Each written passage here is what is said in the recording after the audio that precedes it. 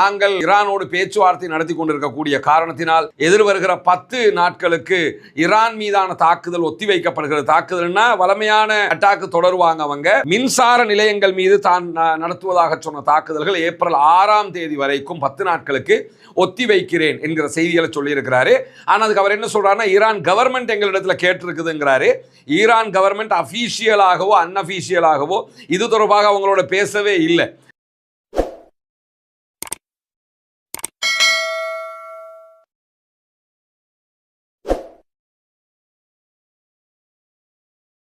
சகோதர சகோதரிகளை நம் அனைவர் மீதும் ஏக இறைவனுடைய அமைதியும் கருணையும் உண்டாகட்டுமாக என்கிற உயரிய பிரார்த்தனைகளோடு தொடர்ந்து மத்திய கிழக்கிலே ஈரான் மீதான இஸ்ரேலிய அமெரிக்க இராணுவத்தினுடைய ஆக்கிரமிப்பு தாக்குதல்கள் உச்சமாக நடந்து வருகிற அதே நேரம் ஈரானும் அமெரிக்க இஸ்ரேலிய இலக்குகளை இலக்கு வைத்து தொடர்ச்சியான பதிலடி தாக்குதல்களை உச்சமாகவே நடத்தி கொண்டிருக்கிறது. நேற்றைய தினம் இஸ்ரேலுடைய டிமோனா அணு உலை மீது பாரிய 3 தாக்குதல்களை ஈரான் நடத்தி இருக்கிற அதே நேரத்தில் டெல் அவீவ் உள்ளிட்ட பல பகுதிகளிலும் ஈரானுடைய சிஜில் வகையான ஏவுகணை தாக்குதல்களும் உச்சமாக நடத்தப்பட்டிருக்கக்கூடிய சூழல்ல இன்றைக்கு அதிகாலை வரைக்கும் ஈரானுடைய 10 நகரங்கள் மேல அமெரிக்க இஸ்ரேலிய கூட்டு ஆக்கிரமிப்பு இராணுவத்தினுடைய உச்சகட்ட தாக்குதல்கள் நடத்தப்பட்டிருக்கிறது. ஒரு பக்கம் ஈரான் எங்களிடத்தில் கெஞ்சுகிறது என்கிறார் அமெரிக்க அதிபர் டொனால்ட் ட்ரம்ப். ஆனால் எந்த விதமான பேச்சுவார்த்தைக்கும் நாங்கள் தயார் கிடையாதுன்னு பகிரங்கமாகவே ஈரான் சொல்லிக் கொண்டிருக்கிற அதே நேரத்தில் எங்களுக்கும் ஈரானுக்கும் இடையில் ஒரு பேச்சுவார்த்தை நடைபெறப் போகிறது என்கிற செய்திகளையும் மீண்டும் மீண்டும் அமெரிக்க அதிபர் டொனால்ட் ட்ரம்ப் அறிவித்துக் கொண்டே இருக்கிறார்.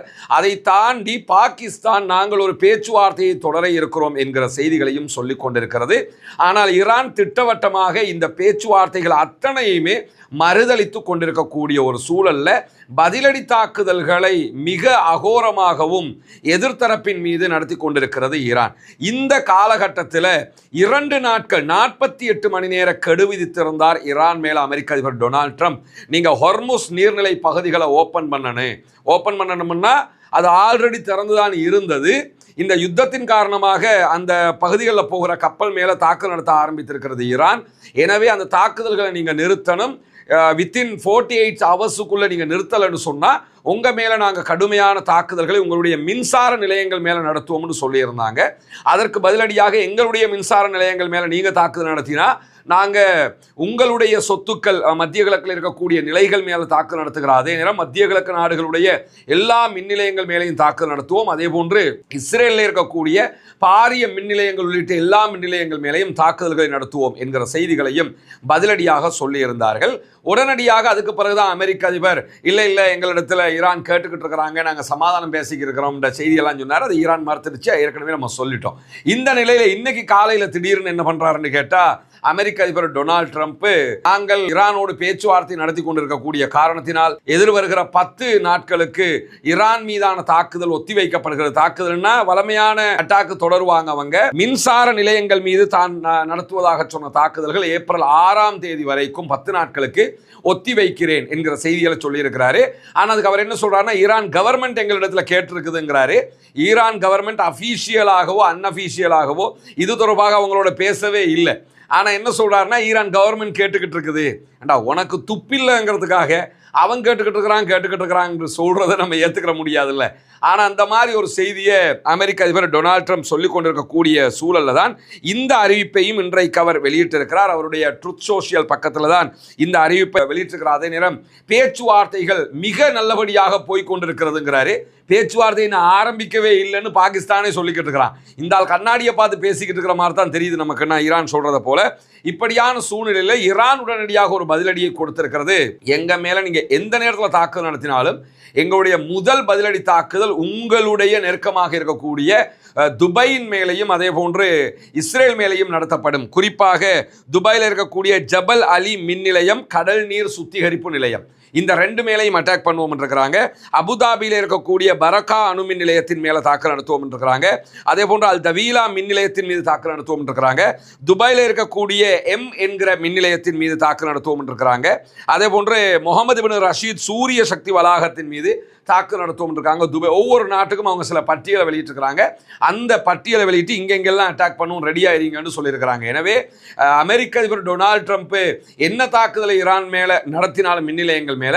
அந்த தாக்குதல்களால் உச்சமாக பாதிக்கப்பட போகிறது இஸ்ரேல், அதற்கடுத்ததாக துபாய், அதற்கு பிறகு மிடில் ஈஸ்ட்ல இருக்கக்கூடிய மற்ற கண்ட்ரிகள், குறிப்பாக கல்ஃப்ல இருக்கக்கூடிய கண்ட்ரிகள் என்கிற செய்திகள் இன்றைக்கு வெளியாகி இருக்கிறது. எனவேதான் அமெரிக்க அதிபர் டொனால்ட் ட்ரம்ப் கல்ஃப் கண்ட்ரிகளுடைய அழுத்தத்தினால தான் பின்வாங்கி இருக்கிறார் தவிர ஈரானுடைய கெஞ்சுதலோ ஈரானுடைய கோரிக்கையோ கிடையாதுங்கிறத நம்ம இங்க புரிஞ்சுக்கிறோம். கெஞ்சுறதும் கோரிக்கை வைக்கிறதும் கல்ஃப் கண்ட்ரீஸும் இஸ்ரேலும் தான் என்கிற விஷயத்தை நம்ம இங்க புரிந்து கொள்ள கடமைப்பட்டிருக்கிறோம். அதே நேரத்தில் அமெரிக்கா ஈரானுக்கு எதிரான ஒரு தரைவழி தாக்குதலை திட்டமிடுகிறது என்கிற செய்திகளை பொதுவாகவே நம்ம பார்க்க முடியும். ஈரானுடைய கார்க் தீவுகளை கைப்பற்றுவதற்குரிய முயற்சியை அவர்கள் எடுத்து வருகிறார்கள். அதுதான் ஈரானுடைய 90% பெட்ரோலிய பிசினஸ் நடைபெறக்கூடிய தீவாக இருக்கிறது. அந்த தீவை கைப்பற்றிட்டாலே ஈரானை கைப்பற்றியதற்கு சமனாகிரும், பெரிய பொருளாதார அடி ஈரானுக்கு விழுந்துரும்ங்கிறதுனால அந்த தீவை நோக்கி அவங்க தொடர்ந்து ஆல்ரெடி 2500 மெரைன் ஃபோர்ஸஸ் அனுப்பியிருந்தாங்க. அதற்கு பிறகு இன்னும் ஒரு 1000 ஃபோர்ஸஸ் அனுப்பியிருந்தாங்க. இன்றைக்கு பென்டகனுடைய அறிவிப்பு பிரகாரம் மேலதிகமாக 10,000 ஃபோர்ஸஸ் அங்கே அனுப்ப போறோம்னு சொல்லியிருக்கிறாங்க.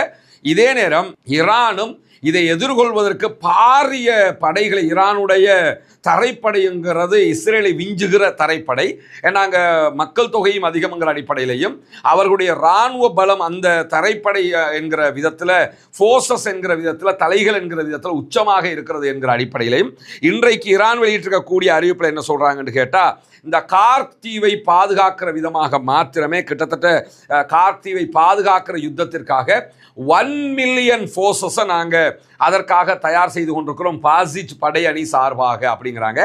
அவங்களிடத்தில் இருக்கக்கூடிய IRGC-னுடைய படைப்பிரிவு தனியாக இருக்கிறது, ஃபோர்ஸஸ் இராணுவத்தினுடைய தரைப்படை பிரிவு தனியாக இருக்கிறது, இப்படியெல்லாம் தனியாக இருக்கிறாங்க.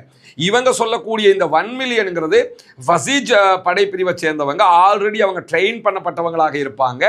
இந்த யுத்தத்தில் தானாக முன்வந்து இணைந்து கொள்வார்கள். அந்த விதமாகத்தான் இப்பொழுது இந்த யுத்தத்தில் 1 மில்லியன் பேரை இணைத்து கொண்டிருக்கிறோம். எனவே இந்த யுத்தம் நீங்கள் நினைப்பதை போன்று ஈஸியாக இருக்காது என்கிற செய்திகளை ஈரான் இன்றைக்கு சொல்லி இருக்கிற அதே நேரத்தில் ஈரான் 1 மில்லியன் பேரை இறக்குவோம்னு சொல்லிக்கிட்டு இருக்கிற இந்த செய்திகள் வருகிற போதுதான் இன்றைக்கு இஸ்ரேலுக்குள்ள 3 பேருடைய முக்கியமான ஒரே சம்பவத்தில் 3 செய்திகள் வெளியாக இருக்கு. குறிப்பாக இஸ்ரேலுடைய எதிர்க்கட்சி தலைவராக இருக்கிற யாயர் லாபிட் வெளியிட்டிருக்கக்கூடிய அறிவிப்பில் என்ன சொல்றாருன்னு கேட்டா, போர் வீரர்களுடைய பற்றாக்குறையால அரசாங்கம் இஸ்ரேலை ஒரு பாதுகாப்பு பேரழிவை நோக்கி வழிநடத்தி கொண்டிருக்கிறது என்கிற குற்றச்சாட்டை முன்வைத்திருக்கிறார்.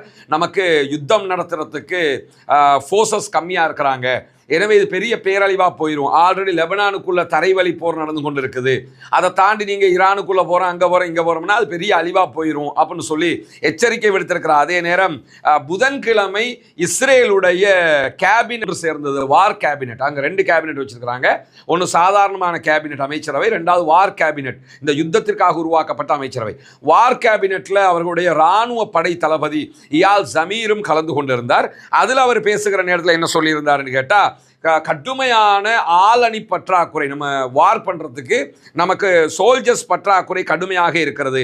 எனவே அவசரமான சட்ட திருத்தங்கள் கொண்டு வந்து ரிசர்வ்ல இருக்கக்கூடியவங்க ஏற்கனவே பயிற்சி எடுத்து ரிசர்வ் படையாக இருப்பாங்க. அதே மாதிரி சில மத குழுக்கள் இருக்கிறார்கள், யூத மதத்தில் முழுவதுமாக தங்களை இணைத்து கொண்டவங்க, அவங்க யுத்தத்துக்கெல்லாம் வரமாட்டாங்க, அவங்க ரப்பிக்களாக மத போதகர்களாகத்தான் இருப்பார்கள். அந்த தலையில் ஒரு சின்ன தொப்பியை போட்டுக்கிட்டு தலை முடியெல்லாம் இப்படி தொங்க விட்டுக்கிட்டு திரிவாங்க. அந்த மாதிரி ஆட்கள் நீங்கள் பார்த்துருக்கலாம். இந்த மாதிரி ஆட்களை இராணுவத்தில் இணைக்கிற ஒரு சட்டமூலத்தை அவங்க பாஸ் பண்ணி வச்சிருக்காங்க. ஆனால் அவங்க சேர மாட்டேன்னு இருக்கிறாங்க. எனவே அவங்களையெல்லாம் நம்ம சேர்க்க வேண்டி இருக்குது. இல்லைன்னு சொன்னால் இராணுவம் தனக்குள்ளேயே சரிந்துவிடும், இஸ்ரேல் ராணுவம் வீழ்ச்சி அடைந்துவிடும், நமக்கு ஆளணி பற்றாக்குறை பெரிய அளவில் இருக்குது அப்படின்னு சொல்லி அமைச்சரவை கூட்டத்தில் அவர் சொல்றது மட்டுமல்லாமல் பல முனைகளை நம்ம சண்டையிட்டு இருக்கிறோம். ஈரானோட வார் பண்ணிக்கிட்டு இருக்கிறோம், லெபனானோட சண்டை பிடிச்சிக்கிட்டு இருக்கிறோம், அடுத்த பக்கம் காசாவுக்குள்ள அட்டாக் பண்ணிக்கிட்டு இருக்கிறோம். இப்படி எல்லா பக்கமும் நமக்கு ஆள் தேவைங்கிறதுனால உடனடியாக இதை செய்யுங்க, இதற்கான 10 அபாய அறிகுறிகள் என்று சொல்லி நம்ம இதை செய்யலைன்னா 10 விதமாக கீழே விழுந்துருவோம் ஒரு பட்டியலை அவர் ஒப்படைச்சிருக்கிறார் என்கிற செய்திகள் வெளியாக இருக்கிறார். அதே நேரத்தில் இன்றைக்கு இஸ்ரேலிய பிரதமர் பெஞ்சமின் நெத்தன்யாகு வெளியிட்டிருக்கக்கூடிய அறிவிப்பில் கட்டாய இராணுவ சேவையை மீண்டும் நீட்டிப்பதற்கு அரசாங்கம் திட்டமிட்டு இருக்கிறது என்கிற அறிவிப்பை விடுத்திருக்கிறார். ஏற்கனவே ரிசர்வ் படையாக இருப்பாங்க, அதாவது பொதுவாகவே இஸ்ரேல் எல்லாருமே கட்டாய இராணுவ சேவையில் ஈடுபட வேண்டும். அப்படி ஈடுபடுறவங்க இந்த யுத்த காலத்தில் மஸ்ட் ஈடுபட்டே ஆகணும். எனவே அதை தவிர்க்கவே முடியாது, அந்த சட்டத்தை மீண்டும் நீட்டிப்பதற்கு தயாராகி இருக்கிறோம் என்கிற செய்திகளையும் அவர் இன்றைக்கு வெளியிட்டிருக்கிறார். அதே நேரம் கடந்த 24 மணி நேரங்களுக்குள்ளாக 100க்கும் மேற்பட்ட அதிபயங்கரமான தாக்குதல்களை லெபனானில் இருக்கக்கூடிய ஹிஸ்புல்லாக்கள் இஸ்ரேலை நோக்கி நடத்தி இருக்கிறார்கள் என்கிற செய்திகள் வெளியாகி இருக்கிறது. அல் ஜசீரா அதனுடைய வீடியோ காட்சிகளை வெளியிட்டுக் கொண்டிருக்கிறது. படுபயங்கரமான அழிவுகளை இஸ்ரேலுக்குள் ஹிஸ்புல்லாக்கள் நடத்தி கொண்டிருக்கிறார்கள் என்கிற செய்திகளுக்கு மத்தியில் தான் மத்திய கிழக்குக்கு மேலதிகமாக 10,000 படைப்பிரிவை 10,000 பேர் கொண்ட ஒரு படைப்பிரிவை நாங்கள் அனுப்ப இருக்கிறோம் என்கிற செய்திகளை ஏற்கனவே நம்ம சொன்ன மாதிரி பென்டகனும் இன்றைக்கு அறிவித்திருக்கிறார்கள். எனவே அமெரிக்க அதிபர் டொனால்ட் ட்ரம்ப் உலகத்துக்கு ஒரு கம்பி கட்டுற கதையை காட்டிக்கிட்டு இருக்கிறாரு. உலகத்துக்கு தன்னை ஒரு ஜாம்பவான காட்ட மீண்டும் மீண்டும் நினைக்கிறார். ஆனால் ஈரான் வார்ல அவங்க ரொம்பவே அடி வாங்கிட்டு இருக்கிறாங்கிறத உலகமே கண்டு கொண்டிருக்கிறது என்பதுதான் பேருண்மையாக இருக்க. பொறுத்திருந்து பார்ப்போம் என்னவெல்லாம் நடக்கிறது என்பதை. தொடர்ந்து இணைந்திருங்கள். ரஸ்மின் MISC நியூஸ் மற்றும் ரஸ்மின் டாக்ஸ் ஆகிய 2 சேனல்களையும் சப்ஸ்கிரைப் பண்ண சகோதரர்கள் சப்ஸ்கிரைப் பண்ணிக்கிறங்க. பெல் பட்டனை பக்கத்தில் இருக்கக்கூடிய பெல் ஐக்கானை கிளிக் பண்ணிக்கிறங்க. ஏன்னா நம்ம பேசுகிற செய்தியில் உங்களுக்கு டைரக்டாக நீங்கள் யூடியூபை ஓப்பன் பண்ணும்போதே நோட்டிஃபிகேஷனாக உங்களுக்கு வந்து சேர்ந்துடும். இந்த வீடியோக்களுக்கு கீழே டிஸ்கிரிப்ஷனில் நம்முடைய வாட்ஸ்அப் சேனல் லிங்க், அதே போன்று நம்முடைய டெலிகிராம் சேனல் லிங்க் ஆகியவை இணைக்கப்பட்டிருக்கிறது. அதில் நீங்கள் இணைஞ்சு கொண்டீங்கன்னா உடனுக்குடன் இந்த செய்திகள் உங்களை வந்து அடைந்துவிடும்.